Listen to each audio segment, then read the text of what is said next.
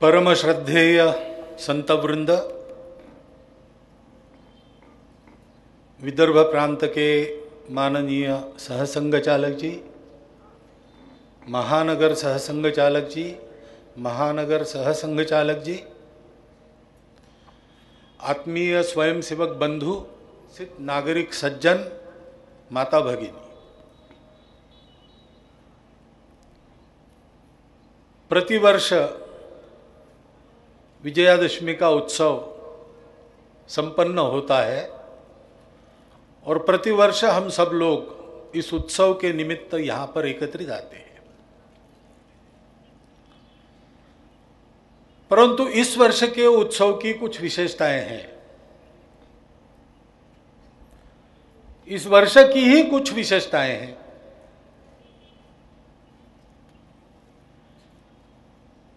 भारतीय संस्कृति को देश विदेश में, विशेषकर दक्षिण पूर्व एशिया में जिन्होंने फैलाया और एक सुसंपन्न साम्राज्य को दीर्घकाल तक चलाया, ऐसे दक्षिण के सम्राट राजराजेंद्र चोल की ये सहस्राब्दी है। 1000 वर्ष उनको हो गए। तमिलनाडु सरकार की ओर से भी इसके कुछ उत्सव हो रहे हैं। इतने प्राचीन भूतकाल में भी याद करने लायक विशेषता जैसी अपने साथ है, वैसे बिल्कुल आधुनिक काल में अभी इस वर्ष हमारे देश के सनातन मूल्यों के आधार पर एक देश काल परिस्थिति सुसंगत दर्शन स्वर्गीय पंडित दीनदयाल जी उपाध्याय ने देश को दिया, एकात्म मानव दर्शन, उस घटना को भी 50 वर्ष हो गए। और ऐसे वैशिष्ट्यपूर्ण वर्ष में हम सब लोगों में उमंग है, उत्साह है। पहले ही प्रयास में मंगल की कक्षा में हमारे शास्त्रज्ञों ने अपने बुद्धिशास्त्र और विज्ञान बल के भरोसे यान को प्रविष्ट करा दिया। सारी दुनिया में हमारे बुद्धि बल का गौरव बढ़ा है। अभी एशियाड खेल चल रहे हैं, उसमें इस बार अपने खिलाड़ियों में कई पदक, स्वर्ण पदक कमाए हैं। उन शास्त्रज्ञों का और उस मंगलयान के अभियान में लगे सभी कार्यकर्ताओं का हार्दिक अभिनंदन हम करते हैं और उन खिलाड़ियों का भी हम अभिनंदन करते हैं जिन्होंने अपने कर्तृत्व से देश का गौरव बढ़ाया है।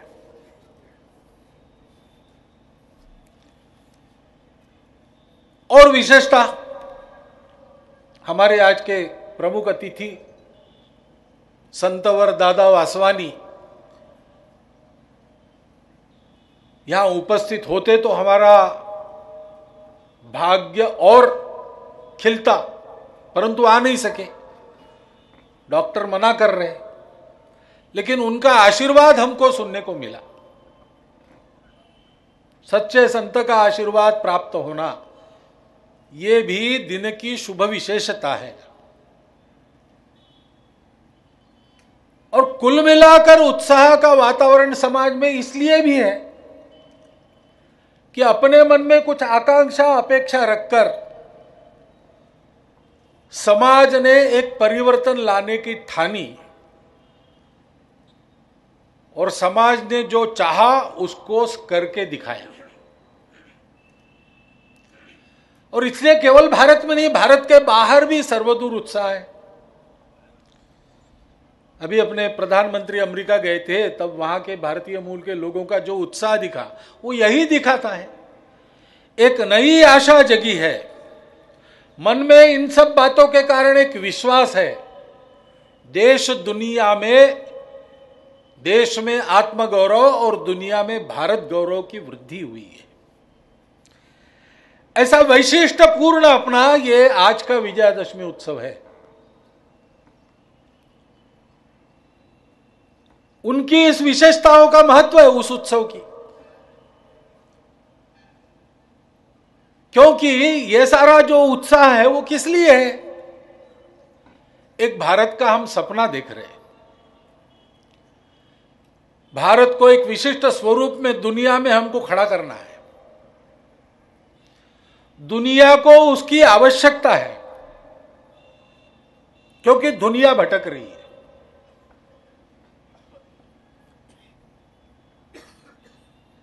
परस्पर प्रेम के साथ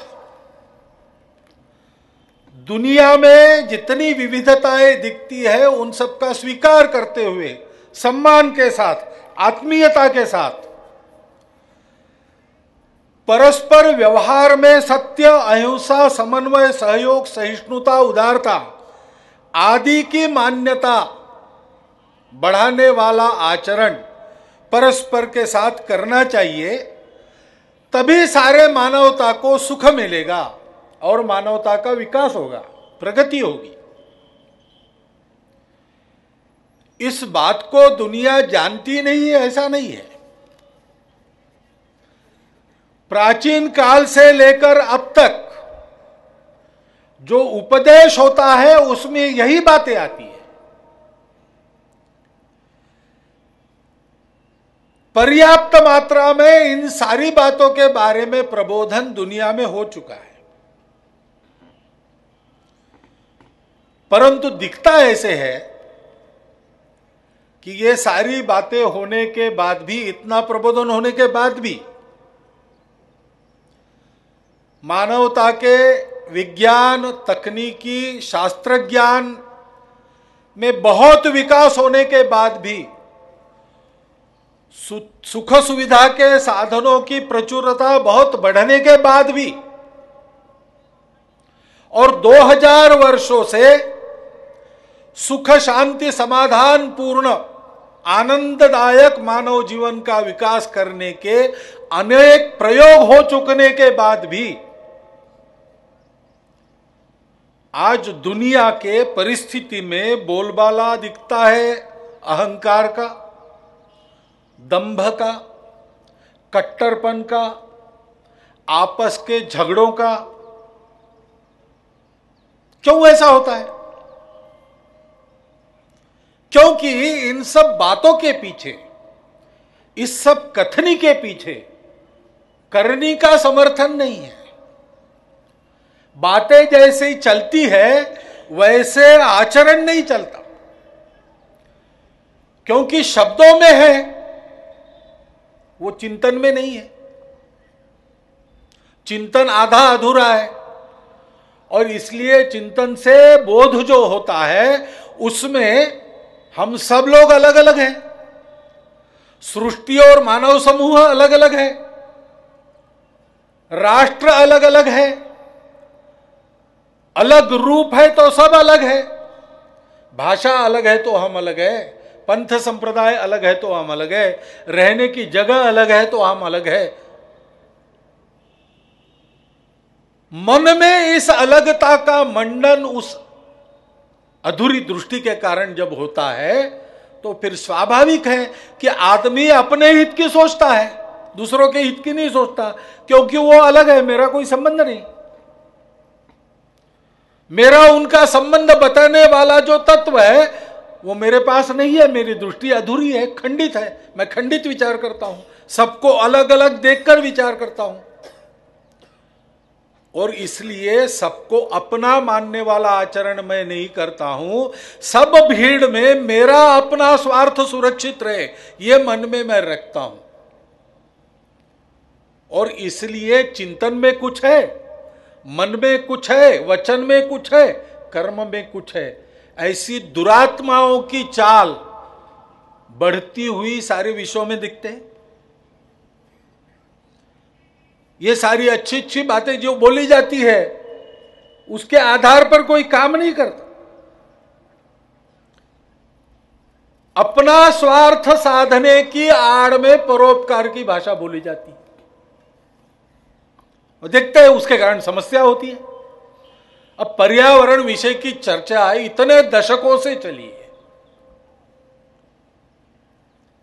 पर्यावरण के बारे में कम से कम प्रत्येक देश के नीतिकारों का और जो बड़े बड़े सुशिक्षित लोग, संपन्न लोग, बड़े बड़े व्यापारी प्रतिष्ठान चलाते हैं, उनका प्रबंधन तो हुआ ही है, वो जानते हैं और बोलते भी है, भाषण में वही बोलेंगे, पर्यावरण को सुरक्षित रखना है, वृक्ष जिंदा रहेंगे तो मनुष्य जिंदा रहेगा, नदियां बहेगी तो जीवन मिलेगा, वगैरह वगैरह बहुत सुंदर पुष्पित पल्लवित भाषा के वाक्य सुनाई देते हैं। परंतु मन में क्या है? मन में स्वार्थ है।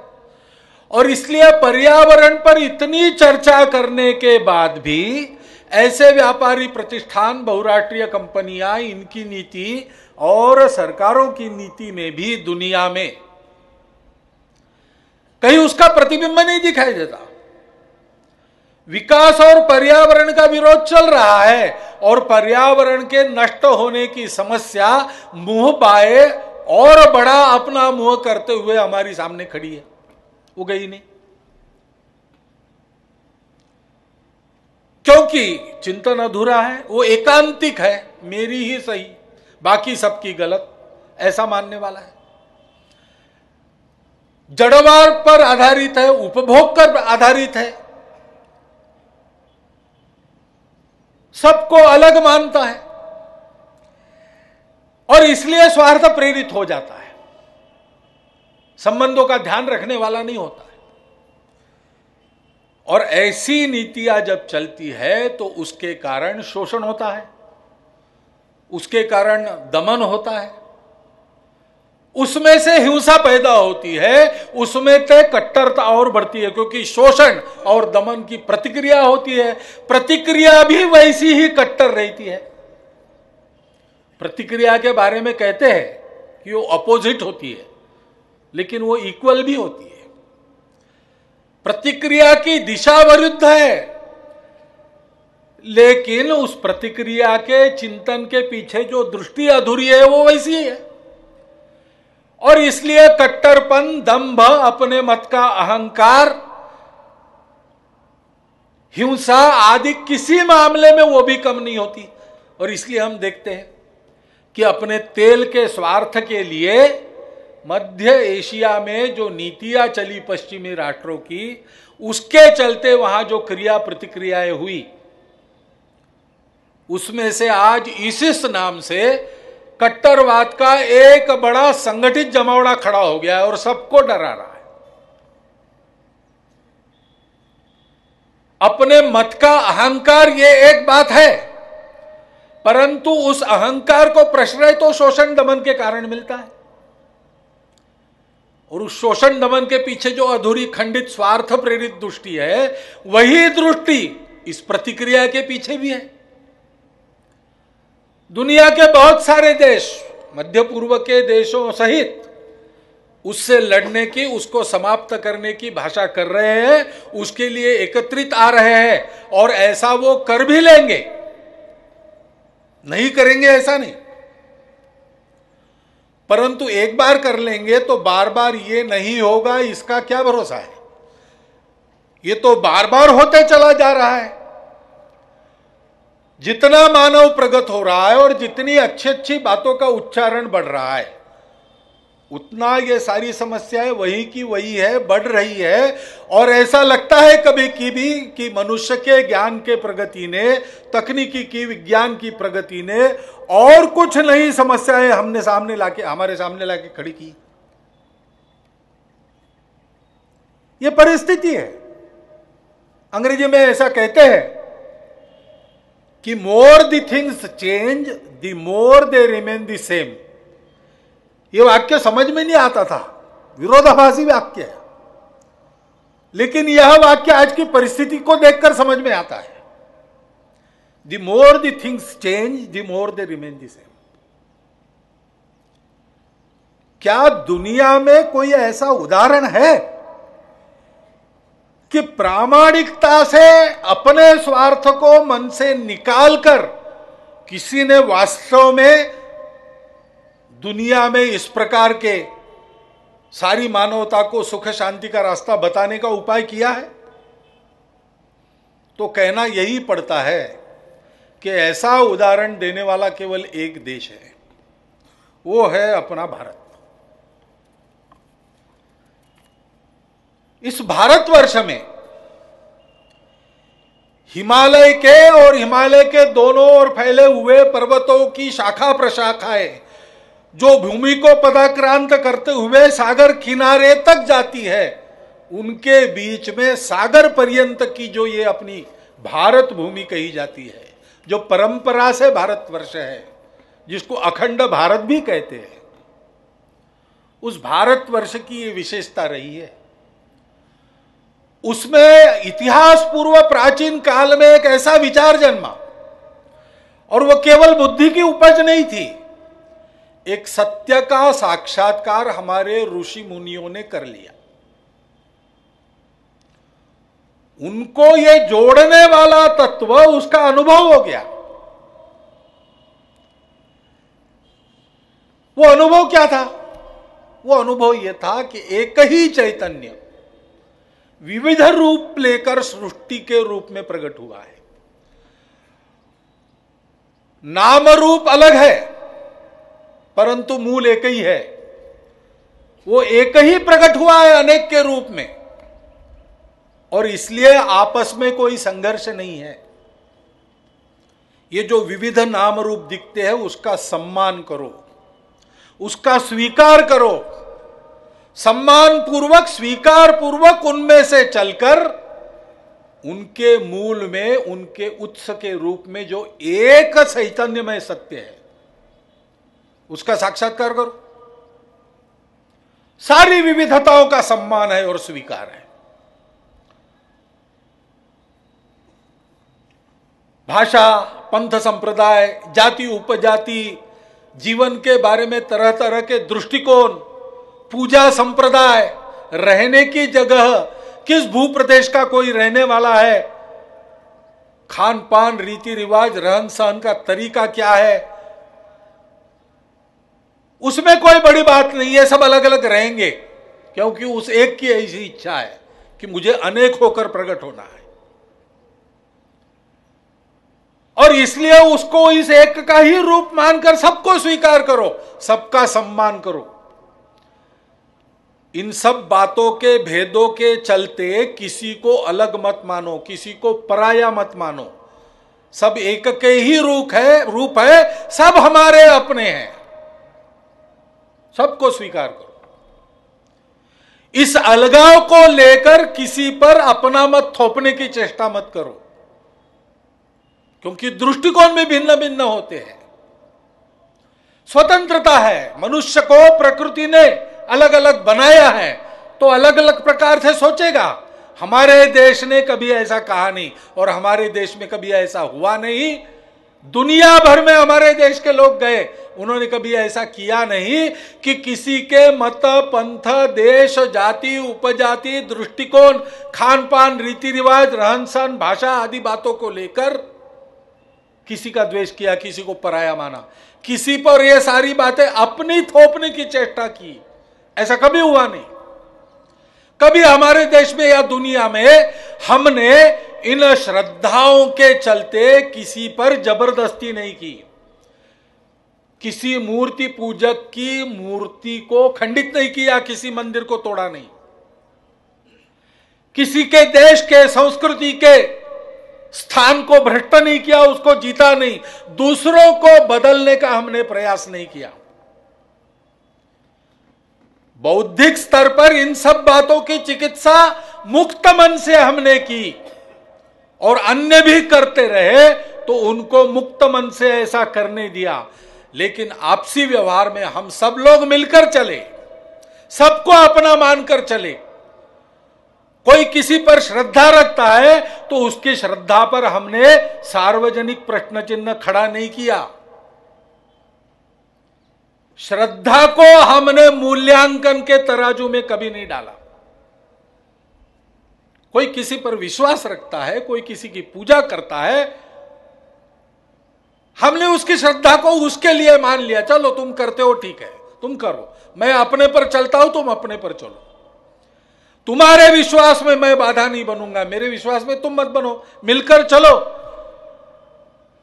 बौद्धिक संवाद में सब प्रकार की मुक्तता, तार्किक चिकित्सा मुक्त मन से करो, लेकिन व्यवहार करते समय मन वचन कर्म से आत्मीय व्यवहार करो, अपनेपन का व्यवहार करो, विविधताओं का स्वीकार करो, सम्मान करो, सब मिलकर सबको सुखी करने का प्रयास करो, क्योंकि सब में एक है। और इसलिए हमारे ऋषि मुनियों का आदेश है, हमको कर्तव्य बताया है अपना, यह विचार जो मिला है उसके आधार पर, एतद् देश प्रसूतस्य सकाशात् अग्र जन्मनात् स्वम स्वम चरित्रम शिक्षेरन पृथिव्याम सर्वमानव। इस देश के जन्मे हम लोग प्राचीन होने के कारण बड़े भाई जैसे हैं दुनिया के, तो सारी दुनिया को हमको अपने उदाहरण से सिखाना है। हमारे देश से ऋषि मुनि भिक्षु श्रमण साधु संत सब प्रकार के विचारक वैज्ञानिक संत जाते रहे, प्राचीन काल में गए, मेक्सिको से साइबेरिया तक यातायात के साधन नहीं थे तब गए, कभी किसी के राज्य को विजिट नहीं किया, कभी किसी के संस्कृति को बदला नहीं,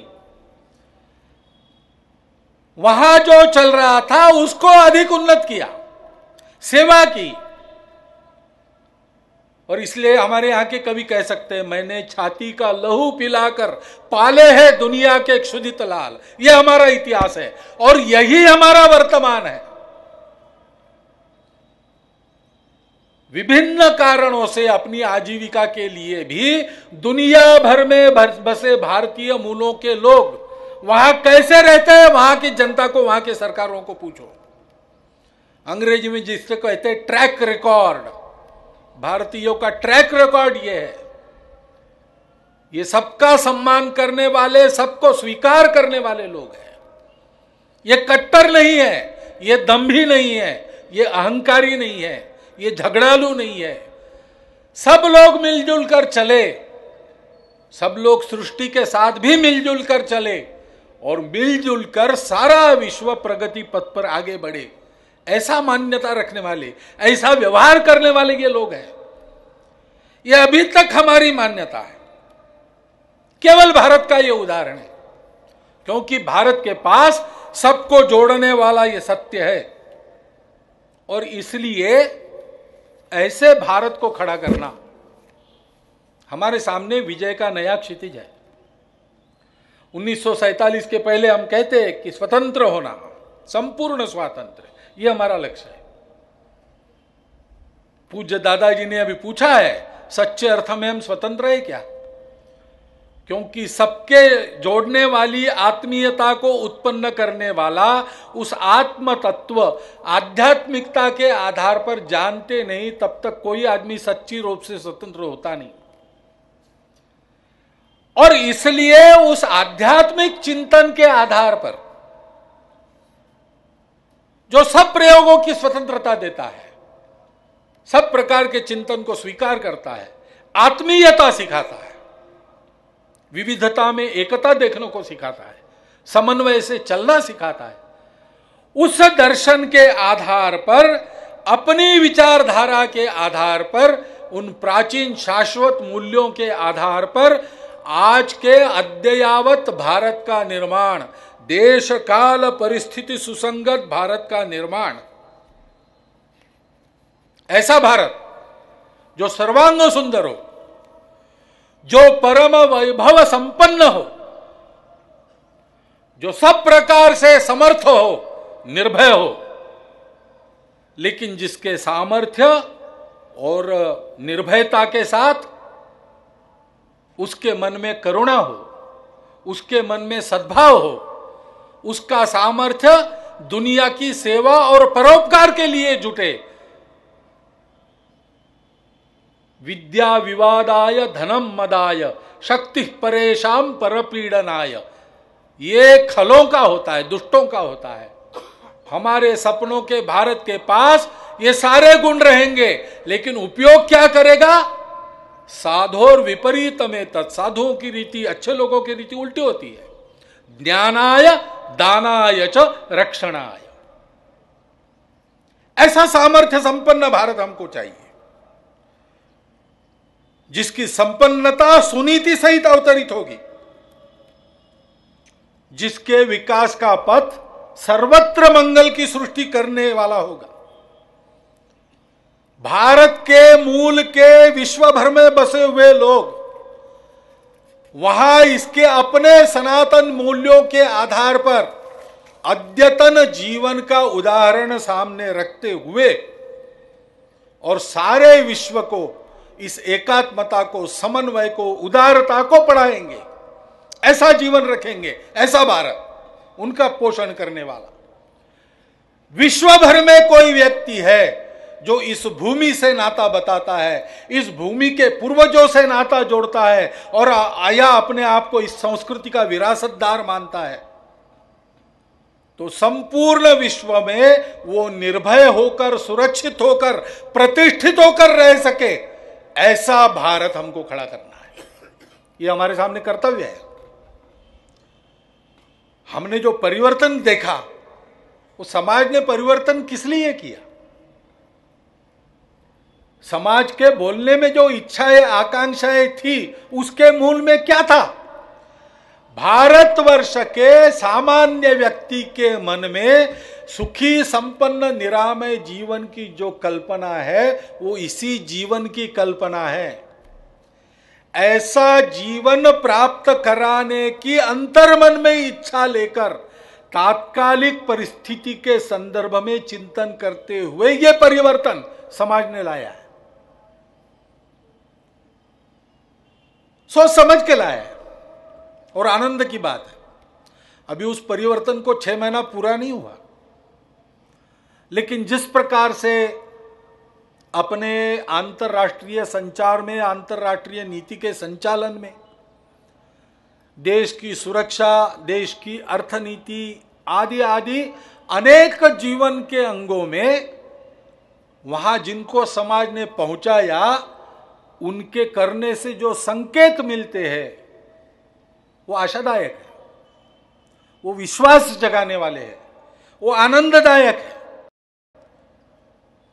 बहुत उदाहरण इसके दे सकते हैं। अभी जम्मू कश्मीर में बाढ़ आई, 60 साल में फिर एक बार अचानक ऐसी बाढ़ आई, सर्वग्रासी, बहुत नुकसान हुआ, बहुत लोग काल कवलित हो गए, उनको हमने श्रद्धांजलि दी है। इस बाढ़ से पीड़ित सब लोगों के दुख में हम सहसंवेदी हैं, परंतु ये होते ही नित्य के अनुसार समाज की संवेदना जागी। ऊपर से दिखने वाले हमारे समाज में कितने भेद कलह है, परंतु कोई संकट अगर सबके सामने उपस्थित होता है या समाज के किसी अंग पर, तो समाज अपनी मूल एकात्मता का परिचय देता है, संवेदना से बर्ताव करता है। वैसे ही हुआ, सारा समाज जुड़ गया वहां राहत के लिए और अपने अपने स्थान पर जमा कर रहा है राहत के लिए साधन। संघ के स्वयंसेवक तो करते ही है, उनकी तो कीर्ति है रेडी फॉर सेल्फलेस सर्विस। जिस दिन वो बाढ़ आई उस दिन से काम में जुटे हैं, राहत के लिए लगे। सेना ने अपनी कार्य तत्परता का फिर एक बार परिचय दिया, लेकिन केंद्र शासन तत्परता से उस राहत के लिए दौड़ा, वो बहुत वर्षों के बाद पहली बार देखी। ऐसे अनेक संकेत हैं, वर्णन में करता नहीं, क्योंकि रोज कुछ ना कुछ आ रहा है, रोज हम पढ़ रहे हैं, उस पर लेख आ रहे, जानकार लोग उसके बारे में टिप्पणियां कर रहे हैं, हमारे सबके सामने। 6 महीना अभी पूरा नहीं हुआ, लेकिन लगता ऐसा है कि जिस सपनों के भारत के निर्माण का चित्र हमारे अंतर्मन में है, शायद इस बार इस शासन के नेतृत्व में उस दिशा में धीरे धीरे बातें बढ़ेगी। अच्छी बात है, आनंददायक बात है, परंतु अभी तो 6 महीना भी नहीं हुआ। इस आशा और विश्वास को कायम रखते हुए हमको प्रतीक्षा तो करनी पड़ेगी, समय तो देना पड़ेगा, क्योंकि परिस्थिति ऐसी नहीं है कि किसी के पास कोई जादू की छड़ी हो और छू मंत्र करके सब ठीक कर दे, ऐसे हो नहीं सकता। विश्व में प्रचलित सारे विकास पथ अधूरे हैं, दृष्टि अधूरी है, खंडित है। मैं उनको बुरा नहीं कह रहा हूं, उनकी एक कमी का मैं निर्देश कर रहा हूं, उसके चलते समस्याएं हैं। लेकिन हमारा देश भी किस विचार पथ के प्रभाव में चल रहा है? वो तो स्वतंत्रता के बाद आज तक उसी अधूरे चिंतन के प्रभाव में हमारे देश में सारे कार्य चल रहे हैं। विश्व के प्रगत देशों के समाज को देखते हैं तो उनकी एक गुणवत्ता ध्यान में आती है। 1000 वर्षों के आक्रमण के काल में जो अव्यवस्था, विपन्नता और बाहरी आक्रमण की मार को झेलना, ये सब काम हमने किए, सतत लड़ते रहे, हमको ध्यान नहीं रहा और इसलिए उस गुणवत्ता की कमी हमारे समाज में भी है। अनुशासन चाहिए, दिखता नहीं। छोटी बिल्ली भी अपने शरीर को दिन में 10 बार अपनी जीभ से साफ करती है और कुछ नहीं कर सकती। तो हमारे यहां अपने देश को स्वच्छ रखने का आह्वान प्रधानमंत्री को करना पड़ता है और अभियान को चलाना पड़ता है। ऐसे जो सामाजिक सहजीवन के, सह अस्तित्व के लिए आवश्यक ऐसी बातें हैं, हमारा अभ्यास छूट गया है। विविधताओं के भेद बन गए, उनको दूर करना अभी बाकी है। हमारे समाज के गुणवत्ता के बढ़ने की आवश्यकता है। सदियों से उस पर जो क्षरण की मार पड़ी है वो अभी रुकी नहीं, उसको रोकने का काम करना आवश्यक है। और ऐसी परिस्थिति होने के कारण दुनिया की और देश की जो स्वार्थी ताकतें हैं वो इन दुर्गुणों का लाभ लेती है, भेद की दरियों को और चौड़ा करती है और उन झगड़ों के आग पर अपने स्वार्थ की रोटियां सेकती है। वो ताकतें अभी भी कायम है, वो मिटी नहीं। भले ही लगता होगा वो पराजित हो गई एक लड़ाई में, लेकिन उनका निपात नहीं हुआ।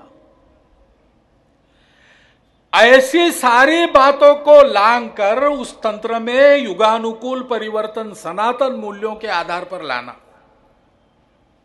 ये काम उस शासन को करना पड़ेगा। उसको समय लगेगा, करना तो पड़ेगा। सारी दुनिया से सीखना पड़ेगा। आनो भद्रा क्रतवो यंतु विश्वता, बहुत अच्छी अच्छी बातें हैं। यद्यपि अधूरी खंडित दृष्टि है, जो कर्तृत्व उन्होंने किया है, उनके सद्गुणों ने कई बातों को पूरा भी कर दिया है और इसलिए उस विकास पथ से लेने लायक क्या है उसका विचार करते हमारे देश के अनुकूल जो है वो लेना पड़ेगा, सीखना पड़ेगा।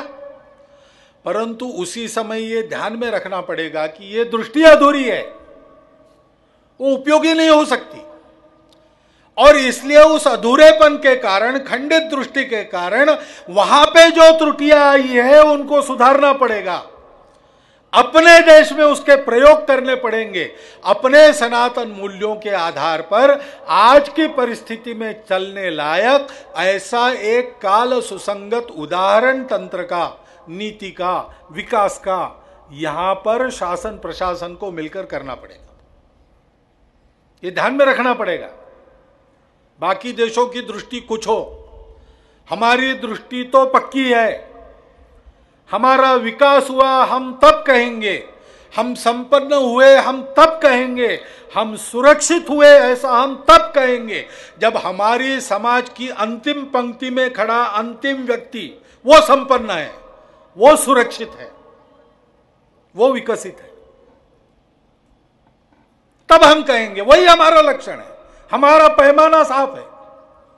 दुनिया करती है, जीडीपी की चर्चा करती है और कई बातों की चर्चा करती है, लेकिन हमारे देश में मानक तो एक ही है। आखिरी पंक्ति का आखिरी आदमी, उसका भला होना चाहिए। उसके लिए क्या हो रहा है, उसके स्थिति में क्या परिवर्तन आ रहा है। सब देशों से, दुनिया भर से लेना है, लेकिन हमको ये ध्यान में रख के अपने तंत्रों को विकसित करना पड़ेगा। उस लेने का भी उपयोग क्या हो, क्योंकि सुरक्षा और संपन्नता ये तभी तक रहते हैं जब तक हम आत्मनिर्भर हैं। अगर हम सब बातें अपनी खुद नहीं कर सकते हैं, परनिर्भर है, परावलंबी है, इंपोर्ट ज्यादा करना पड़ता है, एक्सपोर्ट कम करते हैं, ऐसी कई बातें हैं।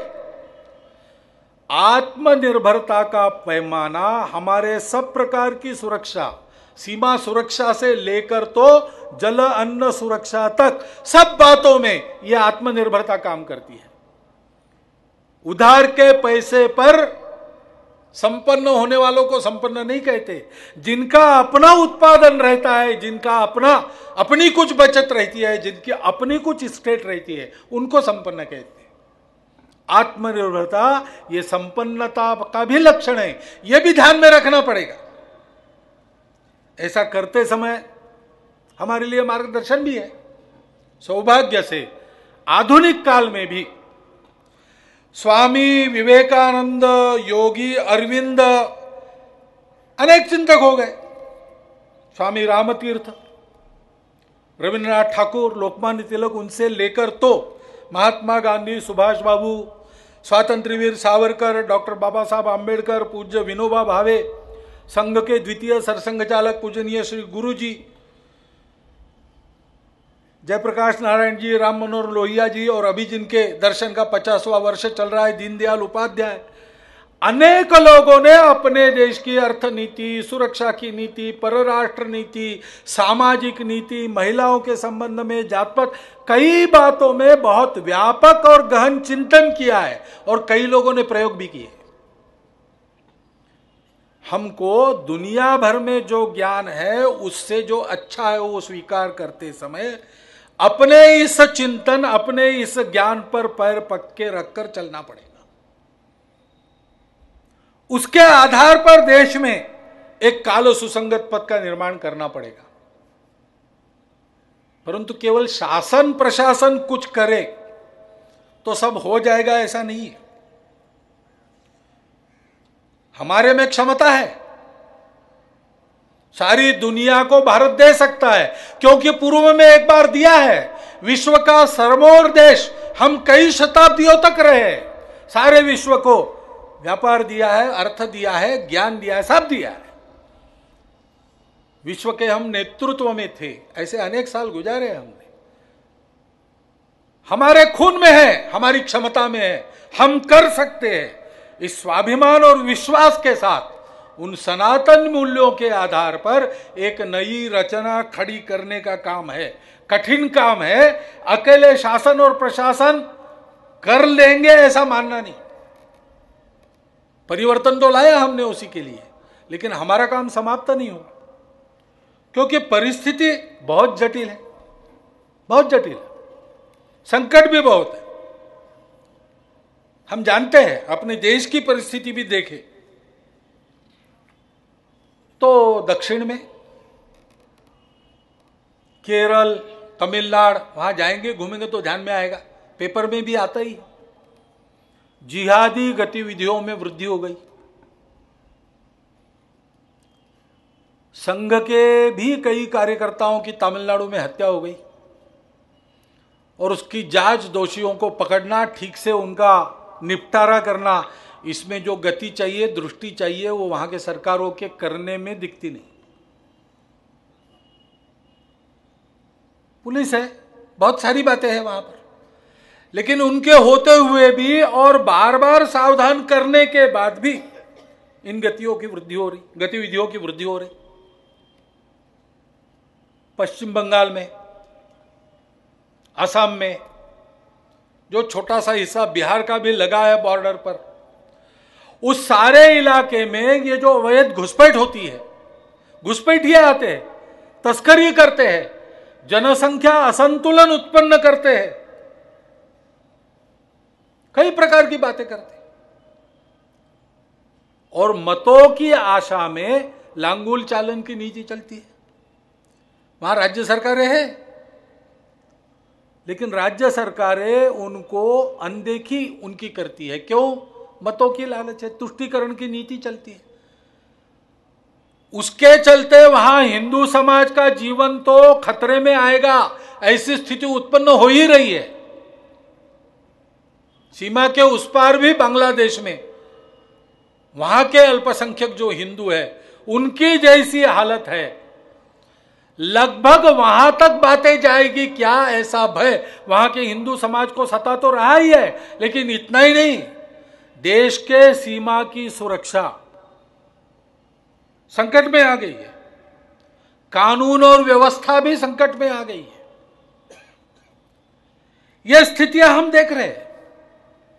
देश के संपत्ति की लूट हो रही दक्षिण भारत के समुद्र किनारे से, वहां के रीति में थोरियम आता और कई प्रकार के, जिनको अंग्रेजी में रेयर अर्थ्स कैसे, ऐसे बिरला मूल द्रव्य मिलते हैं, उसके लिए उस रेती की तस्करी होती है।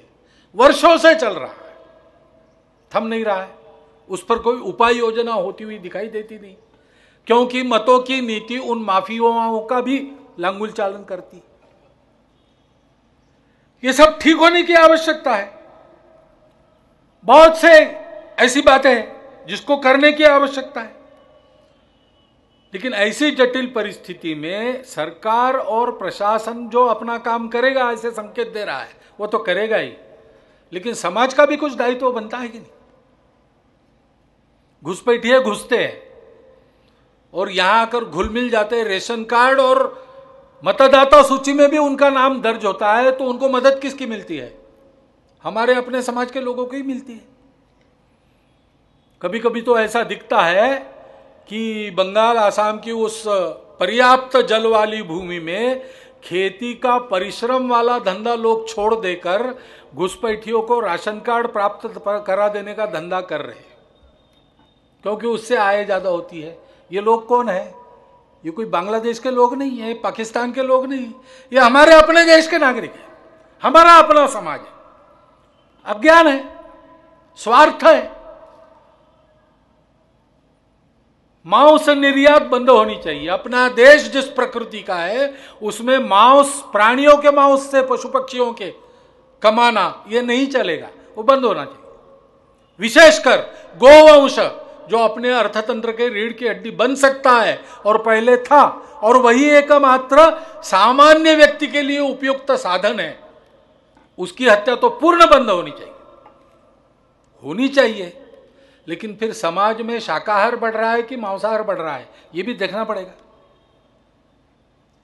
समाज गौसेवा कर रहा है कि जब तक गाय से पैसा मिलता है तब तक रखता है, और बूढ़ी होने के बाद गाय और माँ बाप को वृद्धाश्रम में और गाय को गौशाला में बेचता है। ऐसा समाज है तो सरकार क्या करेगी, कितना करेगी?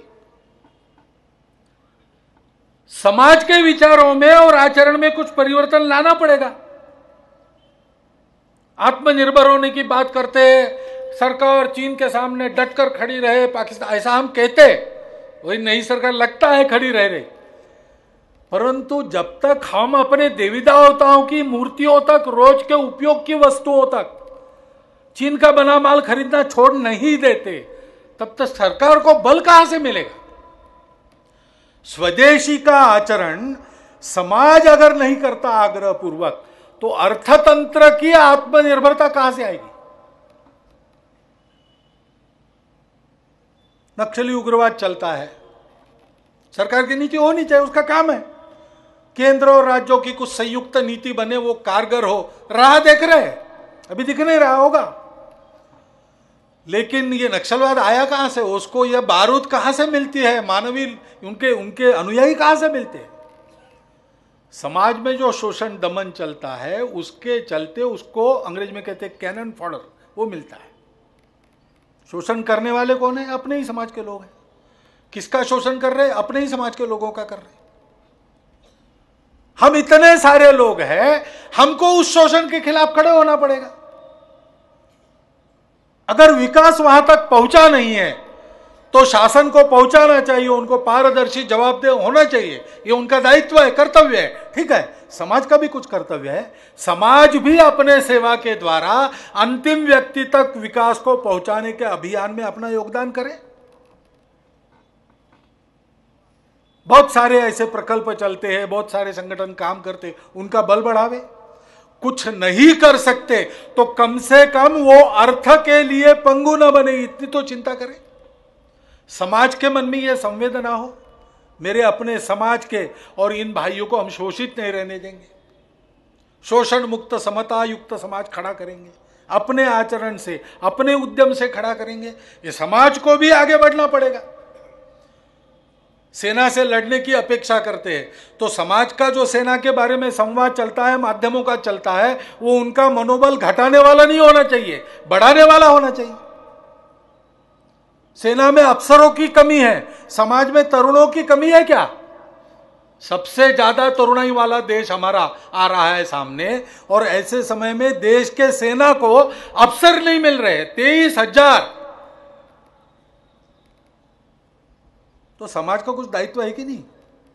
अपने बच्चों को केवल डॉक्टर, आर्किटेक्ट, इंजीनियर ही बनाएंगे कि सेना में, पुलिस में, न्यायपालिका में, फौज में, पत्रकारिता में भेजेंगे? समाज जीवन के जिस अंग में अच्छा काम करने की आवश्यकता है, अच्छे व्यक्ति की आवश्यकता है, वहां पर अच्छा काम करने वाला क्षमतावान अच्छा व्यक्ति जाएगा कहां से? वो जाएगा तो समाज से। और इसलिए समाज को यह करना पड़ेगा। समाज के जीवन का प्रतिबिंब समाज के परिस्थिति में मिलता है। आत्मवत सर्वभूतेषु, ऐसा है ना अपना, मातृवत परदारेषु परद्रव्येषु लोष्टवत, आत्मवत सर्वभूतेषु यह पश्यति स पंडिता। यह अपने घर का परंपरागत संस्कार है। अपने घर में यह ढीला हो गया तो स्वाभाविक नशाखोरी बढ़ रही है, महिलाओं के प्रति अत्याचार बढ़ रहे, अपराधी प्रवृत्तियां बढ़ रही है। उसको रोकना, कड़ा कानून देना, दंड देना आवश्यक है। शासन को करना है, प्रशासन को करना है। परंतु हम प्रवृत्ति उत्पन्न करेंगे, तुम इलाज करो, ऐसे थोड़ी चलेगा। इस प्रवृत्ति को अगर रोकना है तो संस्कारों का पुनरुज्जीवन समाज के वातावरण में, समाज के घर परिवारों में होना चाहिए। ये नहीं करेंगे तो परिस्थिति का नियंत्रण करने वाली व्यवस्थाएं कितने दिन चल सकती है, कितना कर सकती है।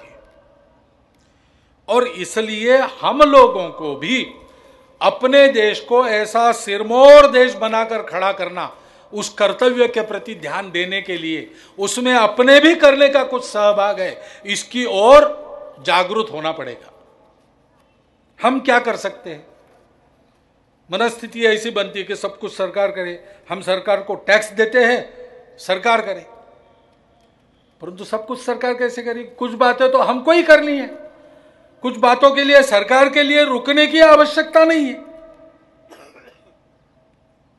शिक्षा ऐसी होनी चाहिए, वैसी होनी चाहिए, पैरों पर खड़ा करने वाली चाहिए, वगैरह वगैरह कहते हैं हम। लेकिन शिक्षा क्या केवल विद्यालयों में, विश्वविद्यालयों में होती? क्या अपने घर में संस्कारों की शिक्षा नहीं होती? हम अपने बच्चे को कैसा खड़ा कर रहे हैं? उसकी वृत्ति क्या बना रहे हैं? उचित अनुचित का विवेक देकर दुनिया में वो खुला घूम सके, और घूमने के बाद भी उस पर अनिष्ट परिणाम न हो, इतना मजबूत उसको बनाने का काम अपने घर में हो रहा है कि नहीं, ये देखना पड़ेगा। माध्यमों से कुसंस्कार न जाए, जनता का प्रबोधन करना आपका कर्तव्य है। तो विकारों को भड़काने वाले विज्ञापन, विकारों को भड़काने वाले समाचार न परोसे जाए, इस पर कोई नियंत्रण की व्यवस्था शासन प्रशासन लाए। ठीक है, माध्यमों का, शासन प्रशासन का कर्तव्य है, परंतु दूरदर्शन पर क्या देखना ये तो अपने हाथ में है। अपने घर के बालकों को क्या देखना चाहिए, क्या नहीं देखना चाहिए, इसका विवेक, इसका संस्कार देना वो तो अपने हाथ में है। ये सारी बातें तो शास्त्र कहता है, विज्ञान कहता है कि 6 वर्ष का बालक हो जाता है तब तक उसकी प्रवृत्ति किस दिशा में बढ़ेगी ये तय हो जाता है। बाकी तो सारी बाहर की बातें है, बात की जानकारी है, लर्निंग है, इंफॉर्मेशन है, स्किल लर्निंग है। लेकिन दिशा क्या रहेगी जीवन की, पिंड क्या रहेगा, ये तो 6 साल की आयु तक बन जाता है, वो तो घर में ही बनता है। ये सारी बातें हमको करनी पड़ेगी। हमको अपने परिवार की ओर ध्यान देना पड़ेगा। अपने परिवार में, हम देश में जिस प्रकार का जीवन चाहते हैं उस प्रकार का जीवन जीने की इच्छा रखने वाला बालक खड़ा हो रहा है कि नहीं, उस पर वो संस्कार हो। इसलिए हम जो घर के बड़े लोग हैं उनका अपना उदाहरण है कि नहीं, नहीं तो हमेशा सत्य बोलने का उपदेश करना बालकों को, और बालक निद्रा का स्वांग करके पड़े हैं, तब माता पिता का संवाद सुनते हैं, उसमें उनको अनेक झूठ मिलते हैं, तो उपदेशों का परिणाम नहीं होगा। उदाहरण होना पड़ेगा, आत्मीयता होनी पड़ेगी, क्योंकि बिना घर परिवार में मुक्त संवाद चले ये बातें हो नहीं सकती। मैंने सुना है कि आजकल समय, बच्चों से बात करने का समय नहीं रहता। ऐसे कैसे समय नहीं रहता? जिस कमाई में ये समय आप लगाते हो, वो कमाई कर किसके लिए हो? क्या कमाई से केवल जीवन चलता है? और इसलिए अपने घर में यह मुक्त संवाद, आत्मीयता का वातावरण, आज की पीढ़ी अनेक प्रकार के प्रश्न पूछती है, वो केवल आज्ञाकारी नहीं है, उनके प्रश्नों का ठीक उत्तर देना, उसको समझाना, उसके लिए संवाद, आत्मीयता, ये सब आवश्यक है। ऐसा संस्कार हमारे घर में होता है क्या? कुटुंब प्रबोधन का काम सरकार के लिए क्यों रखना? अपने घर का काम आज से आप शुरू कर सकते हैं। हफ्ते में एक दिन तय करो घर वालों से बात करके, जो दिन आपके घर में जरा अच्छा माना जाता है, सब लोग सुविधा से एक जगह आ सकते हैं, ऐसा दिन चुनो। उस दिन रात के भोजन के पहले सबने एकत्रित आना, अपने घर में जैसी श्रद्धा है वैसा भजन करना, एकत्रित भोजन करना, और उसके बाद बैठकर गपशप करना।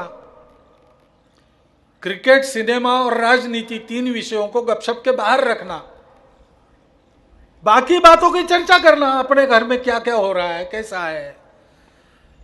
हमारे घर में अच्छे चित्र चाहिए, तो चित्र कौन से है? कम से कम अपने घर की चौखट के अंदर हम अपनी भाषा का प्रयोग करते हैं कि नहीं करते हैं? हमारे पूर्वजों की, अपने कुल के पूर्वजों ने क्या क्या अच्छे काम किए, हम जानते हैं क्या? महापुरुषों की कथाएं और छोड़, अपने पूर्वजों में 7 पीढ़ी पहले, 8 पीढ़ी पहले अच्छे काम किए होंगे, दान दिया होगा, कुछ देश के लिए कुछ काम किया होगा, जेल गए होंगे उसके लिए, कुछ तो किया होगा अच्छा काम। कम से कम अपने घर परिवार को गरीबी से ऊपर उठाकर एक संपन्न परिवार बनाया होगा, इतना तो किया ही होगा। क्या उनका चलन अपने घर में बच्चों को हम बता नहीं सकते? अपने देश के स्थिति के बारे में बता नहीं सकते? अपने घर से देश का अभाव दूर करने का काम हो सकता है,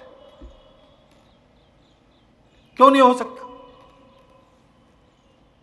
अपना जितना दायरा है घूमने फिरने का, उसमें अभावग्रस्त लोग नहीं है क्या? बहुत है। उनके अभाव को दूर करने के लिए कौन सा काम हम कर सकते हैं अपनी रुचि क्षमता के अनुसार? बहुत संगठन काम कर रहे हैं। यह विषय ऐसा नहीं है अभाव दूर करने का कि कोई कुछ नहीं कर रहा है, बहुत लोग काम कर रहे हैं। शिक्षा का अभाव, संस्कारों का अभाव, रोजगार का अभाव, विकास का अभाव दूर करने के लिए अनेक संगठन, व्यक्ति, संस्थाएं अनेक प्रकार के काम कर रहे हैं। हम किसी एक में जुड़ सकते हैं जो अपने को अच्छा लगता हो, या हम अपनी प्रतिभा से कोई ऐसा काम आवश्यकता अनुसार शुरू कर सकते हैं। कम से कम अपने घर में, अपने घर के काम करने के लिए जो हम वैतनिक नौकर रखते हैं, काम वाले लोग रखते हैं, उनके परिवार का, उनके अपने अभाव का ध्यान तो हम रख सकते हैं। हम करना शुरू करें तो यह सब होगा, केवल सरकार प्रशासन पर छोड़ के नहीं होगा। यह काम समाज करे, ऐसी जागृति करने का काम जिनका है, उनको भी सजग रहना पड़ेगा। हमारे देश में अनेक संस्थाएं, सरकार और प्रशासन को छोड़ दिया तो भी जिन जिन बातों का सरकार विचार करती है, प्रशासन विचार करती है, उन बातों का भी विचार करने वाले अनेक संगठन हैं, अनेक संस्थाएं हैं, अनेक व्यक्ति भी है, व्यक्तिगत कार्य करने वाले। का दायित्व समाज प्रबोधन का है। समाज की समस्याओं के परिष्कार में लगे हुए आंदोलन, अभियान करने वाले संगठन हैं, उनका भी दायित्व है समाज प्रबोधन का। शासन, प्रशासन और ऐसे सब व्यक्ति और संगठनों के बीच में एक संवाद की स्थिति आवश्यक है। क्योंकि शासन प्रशासन की नीतियों को समाज का समर्थन खड़ा करने का काम इन्हीं संगठनों के जागृति के माध्यम से होता है। और हम नीतियां तो चल रहे हैं, लेकिन नीचे क्या हो रहा है, अंतिम आदमी तक क्या पहुंच रहा है, इसका प्रतिभाव अगर शासन प्रशासन को चाहिए तो समाज में रहकर काम करने वाले ये व्यक्ति, संस्था, संगठन, उन्हीं का उपयोग होता है। समस्या है सुनी नहीं जा रही, तब आंदोलन अभियान एक अलग बात है, वो तो चलती रहेगी। लेकिन समाज प्रबोधन और शासन प्रशासन के साथ संवाद रखकर, और शासन प्रशासन भी अपने तरफ से इनके साथ संवाद रखे, तो ये प्रगति की गाड़ी ठीक चलेगी। ये हमको करना पड़ेगा, अपने समाज का अभाव दूर करना और अपने समाज का भेदभाव दूर करना, संस्कारित समाज को खड़ा करना और राष्ट्र निर्माण के उद्यम में उसको खड़ा करना, ये हमको करना पड़ेगा। सामाजिक भेदभाव तो कोई सरकार या प्रशासन मन से हटा नहीं सकती, व्यवस्थाएं खड़ी कर सकती है, लेकिन जब तक मन से जाता नहीं तब तक व्यवस्थाओं का उपयोग नहीं है। मन से भेदभाव हटाने का काम केवल समाज कर सकता है। हम अपने मन से प्रारंभ करें। जाति पाति पंथ संप्रदाय भाषा प्रांत मत पक्ष, इन सब भेदों को मैं अपने मन से निकाल दूंगा। प्रत्येक भारतवासी भारत माता का पुत्र मेरा अपना भाई है, ऐसे उससे मैं स्वयं व्यवहार करूंगा। मेरे मन में भी भावना नहीं आएगी भेद की। यही अपने घर में कीजिए। हमारे घर में परंपरा से हो सकता है कुछ ऐसी कुरीतियां चलती होगी, अंधविश्वास चलते होंगे, सबको साफ करना पड़ेगा। और घर में भी सबके प्रति समानता के वातावरण, व्यवहार, मन वचन कर्म से प्रकट हो, इसको देखना पड़ेगा। अपने मित्रों में, परिचितों में, उनके घरों में यही हो, ऐसे संबंध रखने पड़ेंगे, बात करनी पड़ेगी। मंदिर, स्मशान और पानी की जगह सब हिंदुओं के लिए एक होनी चाहिए, इसका प्रयास करना पड़ेगा। कोई संघर्ष नहीं करना है, समाज को जोड़ने के लिए करना है। सबका मन बनाना पड़ेगा। मन बनाने में थोड़ा समय लग सकता है, तो सातत्य से यह काम करना पड़ेगा, नम्रता से करना पड़ेगा, लेकिन करना ही पड़ेगा। भारतीय महापुरुषों को भी इन भेदों ने जाति पातियों में बांट दिया है। सब महापुरुषों के उत्सव,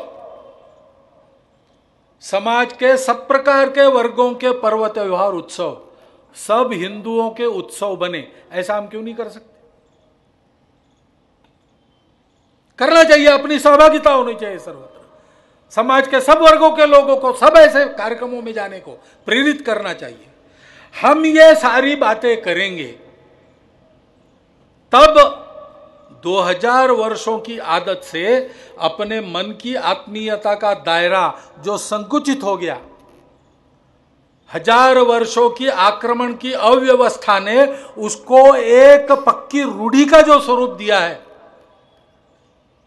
और अपने स्वार्थ की भावना उसको जीवंत रखती है, उस दायरे का संकुचन प्रारंभ होगा। एक दिन वो दायरा या तो टूट जाएगा या तो विलीन हो जाएगा, लेकिन पहला पग हमको बढ़ाना पड़ेगा। आज सीमोल्लंघन का दिवस है।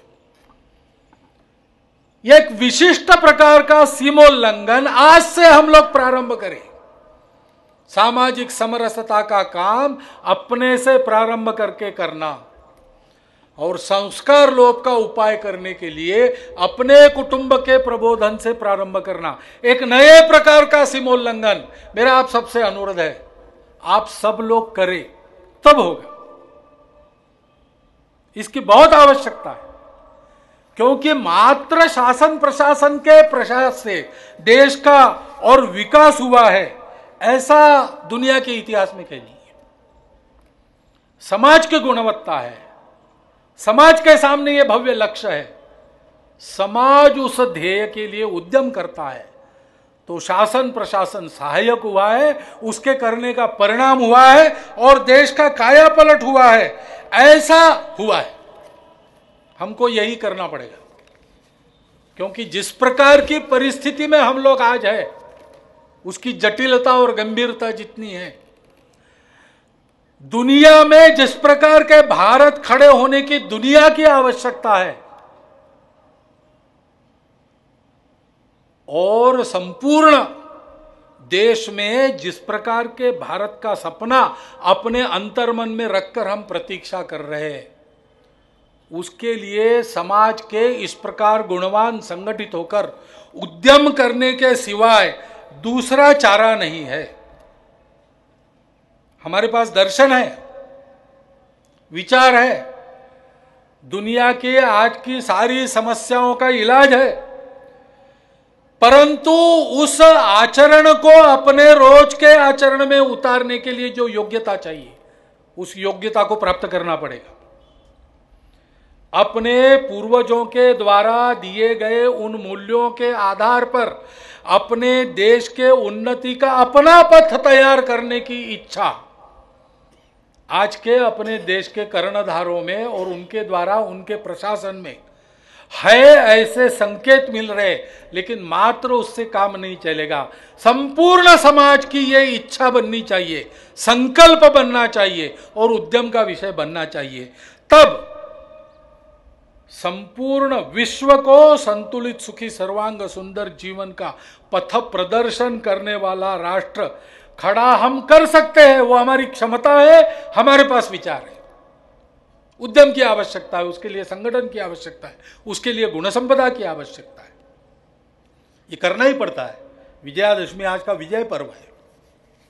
9 दिन सामूहिक शक्ति की उपासना देवों ने की नवरात्रि में, तो सारे समाज को, राष्ट्र को एकीकृत करने वाली जो दावा करती है वेदों में, अहम राष्ट्रीय संगमनी वसुनाम, ऐसी वो संगठन की समाज के सामूहिक गुणसंपन्न उद्यम की शक्ति देवी के रूप में प्रकट हुई। उसने सब संकटों का, असुरों का संहार किया और 9 दिन के उद्यम के कारण 10वें दिन पर विजय प्राप्त हुई। सारे समाज को ऐसा खड़ा करना पड़ेगा, तब काल सुसंगत व्यवस्थाएं बनेंगी। आज की व्यवस्था में जो परिवर्तन आवश्यक है बनेंगे। उसके लिए प्रत्येक व्यक्ति को संकल्पबद्ध होना पड़ेगा, ये काम करना पड़ेगा। गत अनेक वर्षों से, अब 9वां दशक अगले वर्ष पूरा होगा, संघ यही काम कर रहा है। स्वयं सेवकों के सामने परम वैभवम नेतुमेतत् स्वराष्ट्रम का भव्य लक्ष्य रखता है। उस लक्ष्य को पूरा करने की, योग्यता प्राप्त करने की रोज की तपस्या वो शाखा द्वारा करवाता है। और ऐसे स्वयं सेवकों के तैयार होने के बाद संपूर्ण समाज को साथ लेकर उनके उद्यम से जो कार्य हुए वो सारे के सारे आपके सामने हैं। अपने संस्कृति का सर्वसमावेशक जो मूल्य है, जो विविधता में एकता को मानता है, जो सबका स्वीकार करता है, जो किसी को कुछ छोड़ने के लिए नहीं कहता, केवल दुर्गुण और अहंकार और कलह छोड़ने के लिए कहता है। सारी दुनिया को आज उसकी आवश्यकता है। अपने देश की विविधताओं में एकता का सूत्र वही है। वह सर्वसमावेशक, उदार, सर्व कल्याणकारी, ऐसा वह तत्व ही हमारे देश की पहचान है। उसको हिंदुत्व कहते हैं। इस हिंदुत्व के गौरव के आधार पर संपूर्ण समाज को अपने आत्मीयता के बंधन में बांधकर, संगठित सूत्र में खड़ा करते हुए, गुण संपन्न बनाकर खड़ा करते हुए देश को परम वैभव संपन्न बनाने का ही अभियान है। और बहुत करना बाकी है। इस देश के गांव-गांव में, गली-गली में, कोने-कोने में संघ कार्य को करने वाली शाखा को पहुंचाना होगा, तभी देश खड़ा होगा। तब हम देश के बारे में, जैसा एक कवि ने कहा है, कह सकेंगे, विश्व का हर देश जब भी दिग्भ्रमित हो लड़खड़ाया, सत्य की पहचान करने इस धरा के पास आया। भूमि यह हर दलित को उद्धारती, हर दलित को पुचकारती, हर पतित को उद्धारती। धन्य देश महान, धन्य हिंदुस्तान। ऐसा हिंदुस्तान अपने उद्यम से खड़ा करना, अपने आंखों से देखे और सारी दुनिया से ये धन्यकार, ये जय जयकार हिंदुस्तान की सुने, इसलिए यह महाअभियान चला है। इस महाअभियान के प्रत्यक्ष सहयोगी बनने का आह्वान करता हुआ इस विजयादशमी के उत्सव पर मेरा ये निवेदन मैं धन्यवाद पूर्वक समाप्त करता हूं।